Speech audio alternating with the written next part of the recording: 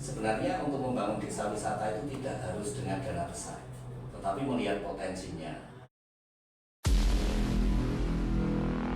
Baik, kembali jumpa di Arnisa. Pada kesempatan sore hari ini kita kembali bincang-bincang tentang destinasi wisata atau bagaimana kiat-kiat untuk meningkatkan pendapatan asli desa. Untuk diketahui bahwa di Kabupaten Semarang ini ada 19 kecamatan. Namun ada beberapa desa-desa yang secara mandiri dia bisa menciptakan daerah-daerah untuk menjadi desa wisata. Baik, untuk itu pada kesempatan ini kita kembali bincang-bincang dengan Pak Widodo Pramukanto. Yeah. Baik, selamat sore Pak Widodo. Selamat sore Pak. Gimana Pak ini sekarang kan sekarang kita untuk di Kabupaten Semarang ini kan banyak wahana-wahana destinasi wisata. Bahkan di desa-desa juga mereka juga ada beberapa desa lah ya yang punya potensi untuk membangun desanya, tentunya juga di sektor wisata. Nah, untuk itu bagaimana sih kiat-kiat Anda? Mungkin Anda punya strategi apa ini Pak? Ya, kalau kita bicara tentang desa wisata, jadi sekarang ini kan banyak dana digelontorkan untuk pembangunan desa wisata, desa-desa bergiat untuk membangun desanya menjadi desa wisata dan sebagainya. Tetapi kadang banyak yang tidak melakukan survei dulu. Jadi potensi desa itu apa? Jadi harus dilihat dulu potensinya. Jangan sampai nanti tahu-tahu membangun sesuatu dengan biaya besar dan sebagainya, bahkan dapat bantuan pemerintah. Itu ada satu desa yang dapat bantuan pemerintah sejumlah 500 juta. Akhirnya hanya sebulan mereka didatangi oleh wisatawan, setelah itu sampai sekarang mangkrak. Jadi sebenarnya untuk membangun desa wisata itu tidak harus dengan dana besar, tetapi melihat potensinya. Potensi apa yang ada di situ dulu, misalnya potensi masyarakatnya, potensi istilahnya hasil-hasil yang dimiliki oleh desa itu dan sebagainya. Nah, memang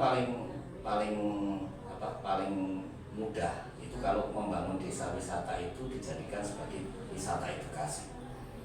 Itu akan biaya murah. Yang pertama, yang kedua juga lebih lestari, artinya bahwa kontinuitas dari desa wisata itu untuk mendapatkan konsumen itu selalu rutin bisa didapatkan. Ya. Saya tahu dulu, kalau untuk desa wisata edukasi, contohnya mungkin ada beberapa contoh, mungkin Anda bisa menyebut contoh yang mana? Contoh sederhana yang kebetulan saya dirikan sendiri itu di desa wisata edukasi Kalipucung, Desa Genting, Kecamatan Jambu. Itu awalnya tidak ada potensi apapun. Kalau orang melihat mosok desa dusun Kalipucung, Desa Genting kok dijadikan tempat wisata, itu tidak artinya bahwa masyarakat tidak akan yakin. Bahkan masyarakat setempat itu menganggap saya gila. Kenapa mosok desa kita mau dijadikan desa wisata? Ya, gitu. Jadi saya hanya melihat potensinya. Di situ ada petani, ada kelompok tani yang kompak dan sebagainya. Saya lihat potensi itu sudah memiliki nilai plus. Kemudian saya lihat ada alat-alat kesenian di situ yang meskipun sudah mangkrak tidak pernah dipakai, tetapi kemudian waktu itu beberapa orang saya ajak diskusi bagaimana kalau gamelan itu dihidupkan lagi.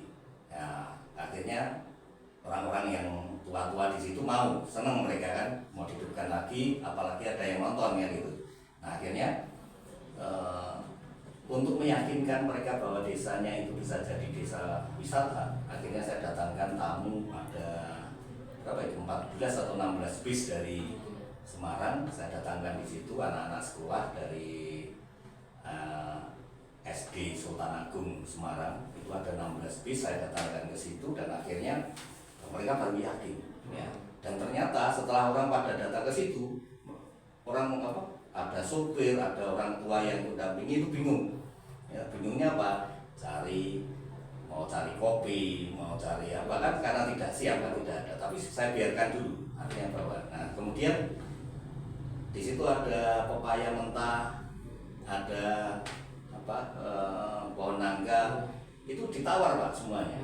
Ya, termasuk ada tanaman hias, tanaman sayuran di polybag, misalnya ada cabai, ada itu ditawar sama orang tua yang ikut mendampingi. Akhirnya mereka baru yakin loh, ternyata kita bisa jadi desa wisata, semuanya bisa jadi duit, kan begitu mereka akhirnya. Nah inilah yang kemudian menyadarkan masyarakat itu, dan sekarang dusun Kalipucung itu sudah menjadi tempat wisata edukasi yang didatangi oleh sekolah-sekolah favorit di Semarang, bahkan juga dari Jakarta, dari Bandung dan sebagainya yang sudah ke situ. Dan kami kegiatannya ada dua macam. Yang pertama adalah live-in, yang kedua field trip. Kalau field trip itu hanya sehari, biasanya anak TK, anak SD yang masih kelas rendah-rendah itu mereka hanya di situ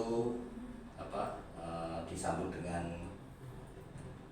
kesenian, kemudian latihan menari mereka, kemudian habis itu menanam, terus panen sayuran atau buah, kemudian yang berikutnya mereka permainan tradisional. Jadi gamelan maupun tari ini bagian dari sarana pendukung. Ya. Kalau saya boleh tahu di mana di Kalipucung sebagai ikonnya apa? Ya, sebenarnya hanya ya intinya di pertanian. Cuma yang lain mendukung saja pertanian. Jadi mulai pertanian dan permainan tradisional itu yang fokus kami. Ya termasuk ya kalau tergantung permintaan dari konsumen. Konsumen kan mintanya kadang pakai keterampilan, misalnya membuat misalnya gula aren, bahkan membuat ketupat, ya sederhana kan. Itu jadi paket wisata juga. Kemudian membuat kerajinan dari bambu atau membuat bahkan membuat mobil-mobilan, ya itu membuat mereka senang anak-anak itu dari bambu itu loh. Nah itu misalnya seperti itu. Sejak kapan dibangun itu? Keberadaan itu saya mulai sejak tahun 2000, ya sekitar 2011 berarti dari 15 tahun yang lalu. 15 tahun yang lalu. Kemudian peran dari pemerintah sendiri dalam hal ini desa seperti Ya. apa? Ya ada bantuan-bantuan yang setelah kita jalan itu ada bantuan dari pemerintah. Memang bentuknya bantuan dari Dinas Pariwisata itu kan ada bantuan untuk sarana prasarana, kita dapat dropping, akhirnya ada membuat gazebo, ada membuat pendopo ya, dan sebagainya. Itu untuk sarana-sarana pendukungnya seperti itu. Ada bantuan sound system juga dari Dinas Pendidikan kaitannya dengan kebudayaan, itu juga dapat bantuan sound system dan sebagainya. Akhirnya semuanya itu. Dan yang jelas bahwa aktivitas ini menyejahterakan masyarakat. Masyarakat setempat. Ya, masyarakat. Ya, terutama masyarakat setempat. Terutama yang live-in. Live-in itu perhitungannya begini, Pak. Setiap anak itu sehari dia membayar 120.000. Kalau dia nginep 4 hari satu anak, itu 4.000 kali 120.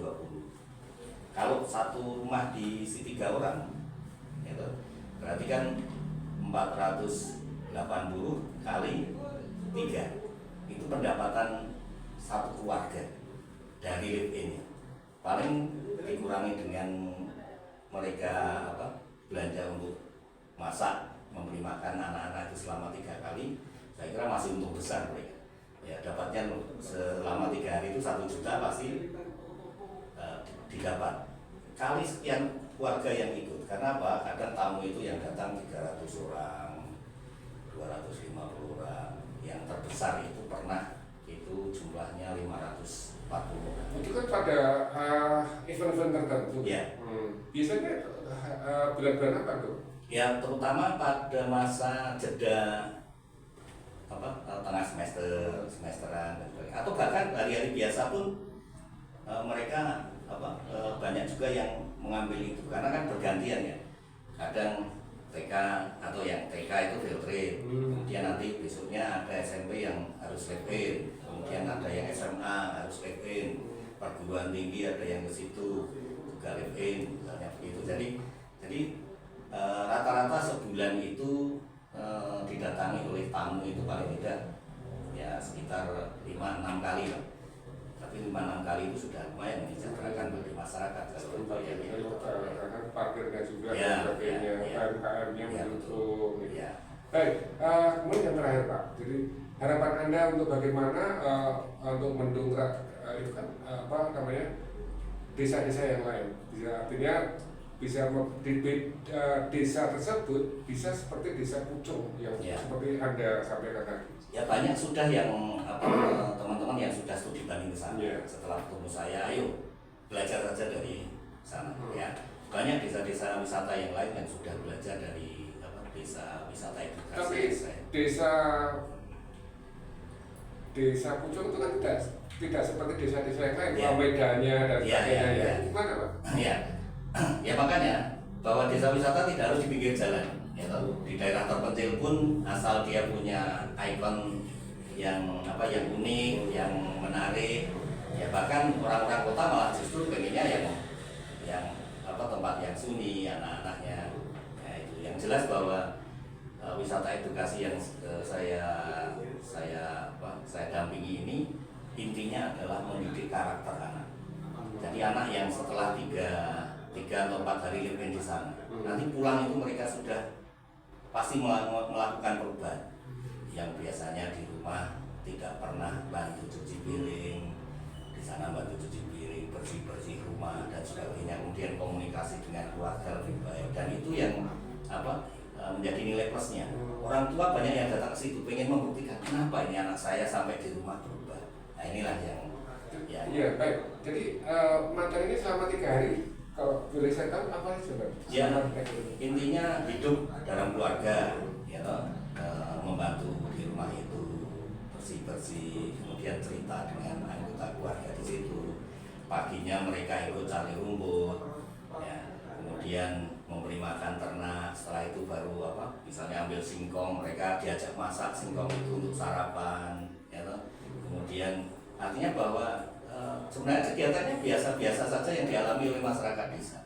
Kemudian baru nanti jam sekian sampai sekian itu ada kegiatan outbound, baru kumpul bareng. Tapi yang penting kemudian nanti ada latihan kesenian, dan hari terakhir biasanya kesenian mereka dipentaskan. Latihan gamelan, nanti hari terakhir ada pentas gamelan, ada yang nari dan sebagainya begitu. Luar biasa, dari seni dapat semua Ya, edukasi juga dapat juga. Dan itu ada orang tua yang sampai datang ke situ karena anaknya sangat berubah, ya. Itu saking terima kasihnya, ada yang membawakan kulkas ke keluarga yang ditempati anak itu sebagai bentuk hasilnya jadi memberi sangat berterima kasih lah bahwa anak selama 3 hari di situ kok terus ada perubahan yang luar biasa itu kan itu. Jadi intinya anak punya rasa syukur kepada keluarganya dan sebagainya, itu yang seperti yang Anda tahu dari siswa mana saja selama 15 tahun terakhir ini. Kalau yang rutin itu ada yang rutin ada itu ada rutin itu ada rutin tiap tahun. Rutin tiap tahun. Ya, rutin tiap tahun itu ada dari SD Isriati Semarang 1-2 itu rutin. Kemudian SD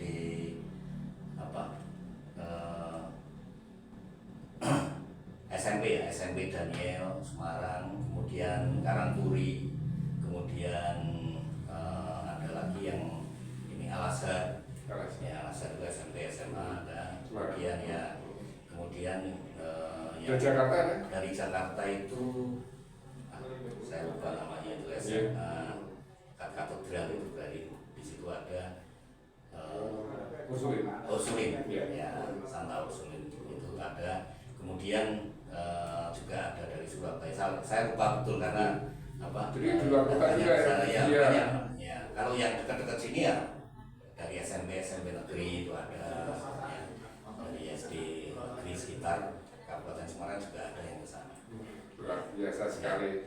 Baik, pemirsa, inilah tadi bincang istilah dengan Pak Widodo ini luar biasa sekali, punya wawasan dan gagasan yang cukup cemerlang, bukan hanya untuk meningkatkan pendapatan desa, warga lokal, UMKM, tapi juga bisa membangun karakter dari anak-anak. Nah ini bagaimana kalau ini pola pikir imajinasi dari Pak Widodo ini bisa diterapkan ke desa-desa lain. Baik, terima kasih. Selamat sore, sampai jumpa.